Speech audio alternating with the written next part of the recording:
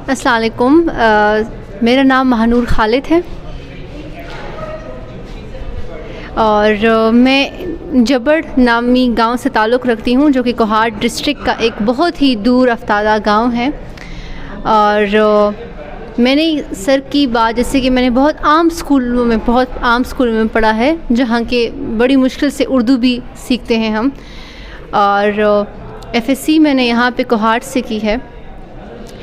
और बहुत से लोग कहते हैं कि हम नहीं कर सकते क्योंकि हम अफोर्ड नहीं कर सकते, या हम लड़की हैं तो हम तब नहीं कर सकते।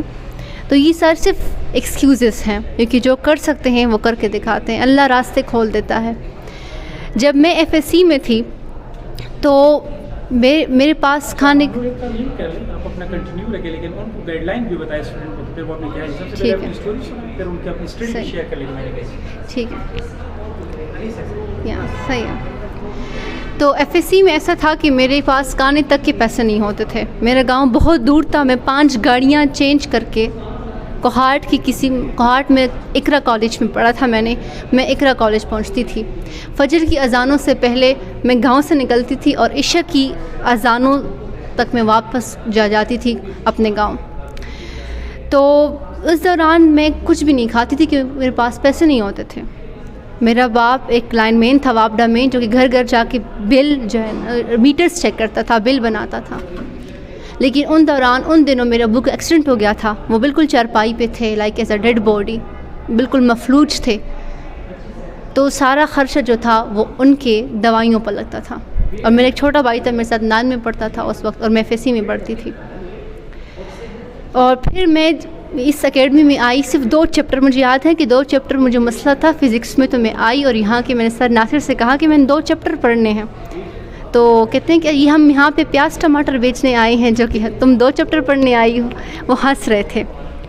तो क्योंकि मेरे पास फुल किताब पढ़ने के पैसे नहीं थे और ना ये लोग मुझे अच्छे से जानते थे, तो उन्होंने कहा चलो आप हाफ़ पेमेंट कर देना फुल किताब की। ठीक है, फिर मैंने वहाँ की। फिर मैंने फ़र्स्ट अटैम्प्ट पे जब ईटा दिया तो मेरे 416 मार्क्स थे। उस वक्त 2017 में 416 मार्क्स बहुत होते हैं, क्योंकि नेगेटिव मार्किंग भी थी। तो मेरा यहाँ पे किड्स में एडमिशन हो रहा था कोहाट डेंटल कॉलेज में, लेकिन मैंने तो केएमसी जाना था, क्योंकि मैंने केएमसी ही जाना था और मैंने इसलिए रिपीट किया। और फिर मैंने नम्स का टेस्ट भी दिया आर्मी मेडिकल कॉलेज के लिए, उसमें भी मेरा नहीं हुआ। फिर मैंने federal dental and medical college Islamabad के लिए भी अप्लाई किया, वहाँ भी मेरा नहीं हुआ। एक कंसेक्यूटिव फेलियर का सामना मैं कर रही थी। फिर मैंने किसी काम के सिलसिले में इस अकेडमी वापस आ गई। किसी काम के सिलसिले में आई थी तो सर ने मुझसे कहा, सर नसीम ने, कि क्या कर रही हो आजकल? मैंने कहा बस घर में बैठी हूँ, पढ़ रही हूँ। तो कहते हैं घर में क्यों बैठी हो, अकेडमी आओ। मैंने कहा सॉरी सर, मैं अफोर्ड नहीं कर सकती। कहते पैसे कौन लेगा, वापस आओ। और पूरा साल मैंने यहाँ फ्री पढ़ा। पूरा साल मैंने फर्स्ट ईयर के साथ सेशन लिया, मैंने सेकेंड ईयर के साथ सेशन लिया, और फिर मैंने ईटा जो थे एस्पायरेंट्स उनके साथ मैंने सेशन लिया। और फिर मैं पूरा हफ्ता यहाँ क्लासेस लेती थी और एमएम में जाती थी टेस्ट देने, सिर्फ टेस्ट देने जाती थी। और वहाँ बहुत सारे स्टूडेंट्स आते थे, लेकिन किसी में हिम्मत नहीं होती थी कि वहाँ की टीचर को कहे कि ये चीज़ गलत है। लेकिन मेरे कंसेप्ट्स यहाँ कोहाट कोचिंग अकेडमी में इतने क्लियर थे कि मैं टीचर को कहती थी कि ये चीज़ आप गलत बोल रहे हैं, ये ऐसा नहीं है, ये ऐसा है। तो बहुत सारी ऐसी मशहूर अकेडमियाँ होंगी जो कि सिर्फ पैसा कमा रही होंगी, लेकिन ये एकेडमी पैसा खर्च करती है स्टूडेंट्स पर। कहती हैं आप गरीब हो, कोई मसला नहीं, आओ हम देंगे, हम खर्च करेंगे, आप सिर्फ जज्बा रखो अपने अंदर। और मैं सिर्फ अपने अंदर जज्बा रखती थी, क्योंकि मेरे पास पैसे नहीं थे। मुझे पता था कि मैं किस मिट्टी से हूँ, मैं किस खावरे से हूँ, और मेरी चादर कितनी है और मेरी औकात क्या है। मैं जून जुलाई की गर्मियों में मेरे घर में छत का पंखा भी नहीं होता था जिस कमरे में मैं पढ़ती थी।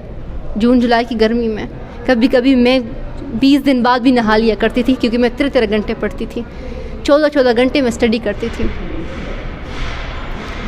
और मुझे याद है कि एफएससी मेरे पास खाने के पैसे तक नहीं होते थे और मैं लाइब्रेरी में बैठती थी। तो मेरे दोस्त मुझे कहते थे कि तुम हर वक्त पढ़ती हो, लाइब्रेरी में बैठी होती थी।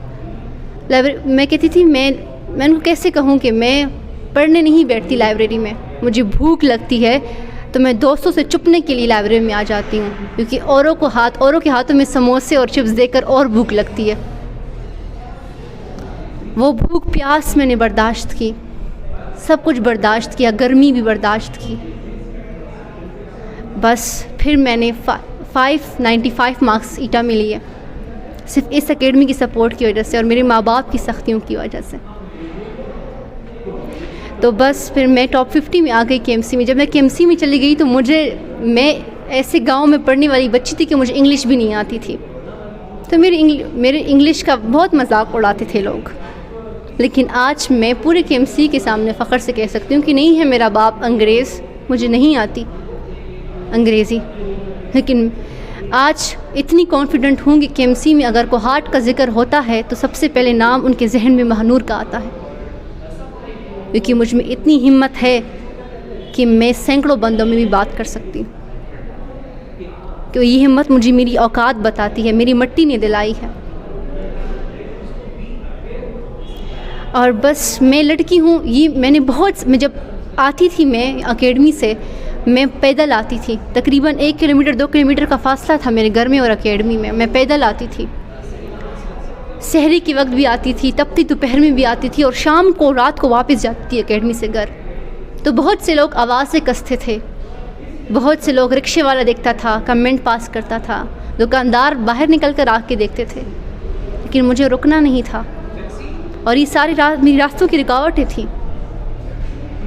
और लड़कियों के लिए बहुत कम मौके मिलते हैं जो उनको सपोर्टिव फैमिली मिले, उनको सपोर्टिव स्टाफ मिले, वरना उनकी तो शादियाँ कराई जाती हैं फैसी के बाद ही। मेरी दोस्ती भी थी मेरे साथ, बहुत सी ऐसी दोस्ती थी जिनके अंदर सेम जज्बा था, लेकिन उनको रिपीट करने नहीं दिया उनकी फैमिली ने। लेकिन अगर जिस लड़की को भी मिलता है, हमें कुछ करके दिखाना है। शादियाँ सबकी होती हैं और कोई भी शादी के बगैर नहीं रहता, लेकिन एक दफ़ा इंसान अपने पैरों पर खड़ा हो, अपनी स्टेबिलिटी हो, फाइनेंशियली इंडिपेंडेंट हो, तो वो किसी भी हालात का सामना कर सकता है। आज मैं इस एकेडमी में वैसे चक्कर लगाने आ गई तो मुझे सारी अपनी वो जर्नी, अपनी स्टोरी याद आ गई। ये एकेडमी उस स्टूडेंट की तलाश में है जिसमें वो जज्बा है, उसको वेलकम करती। सर नसीम ऐसे शख्स थे जो शर्त लगाते थे कि मैं केएमसी जा सकती हूँ। मुझे अपने आप पर इतनी श्योरिटी नहीं थी जितनी उनको मुझ पर थी।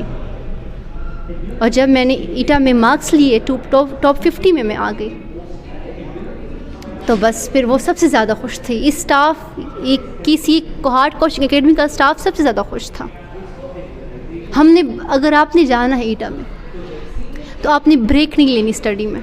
मैंने याद है कि मैंने 2018 में हमने एक साल में 3 ईटा दिए थे। एक लीक हो गया था, एक बारिश की वजह से ख़राब हो गया था और एक हमने बस लास्ट दिया था। मैंने एक दिन भी गैप नहीं ली, न मैंने शादी देखी न मैंने ईद देखी। मैंने पढ़ना था, क्योंकि ये मेरे पास लिमिटेड टाइम था और उसको मैंने किसी शादी पर, किसी ईद पर ज़ाया नहीं करना था। बस यही मेरी स्टोरी थी। और मैंने कभी भी ईटा में शॉर्टकट फार्मूला इस्तेमाल नहीं किया। मैं डीप कंसेप्ट में जाती थी, अच्छा ये फार्मूला आया है तो कहाँ से आया है। शॉर्टकट आप भूल जाते हो, एंड टाइम पे आप एमसीक्यूज़ में भूल जाते हो शॉर्टकट फार्मूला। लेकिन अगर आपको उसकी बैकग्राउंड का पता हो कि फार्मूला कहाँ से आया था, तो विद इन सेकेंड्स आप वो फार्मूला वापस डिराइव कर सकते हो। मैंने ज़्यादा एमसीक्यूज़ बुक भी नहीं लिए। मुझे एक एमसीक्यूज़ बुक किसी ने दी थी, उसे इस्तेमाल नहीं करनी थी, और मैंने एक अपने पैसों पे ली थी, ज़ाती पैसों पे एक बुक ली थी। उन 2 एमसीक्यूज़ बुक को मैंने 5-4 दफ़ा रिपीट किया था, रिवाइज़ किया था। सो एक एमसीक्यूज़ 4-4 दफ़ा मैंने सॉल्व किया था। और टीचर्स की, मैं यहाँ पे एक ही टीचर के पीछे पड़ जाती थी कि मुझे एमसीक्यू सॉल्व करके दिखाओ। मैं वो बेशर्म स्टूडेंट थी जो कि ना टीचर को ऑफिस में छोड़ती थी और ना क्लास में ना घर में। और टीचर्स खुश होते हैं, दिल से खुश होते हैं कि आप उनके पीछे पड़ जाओ कुछ हासिल करने के लिए।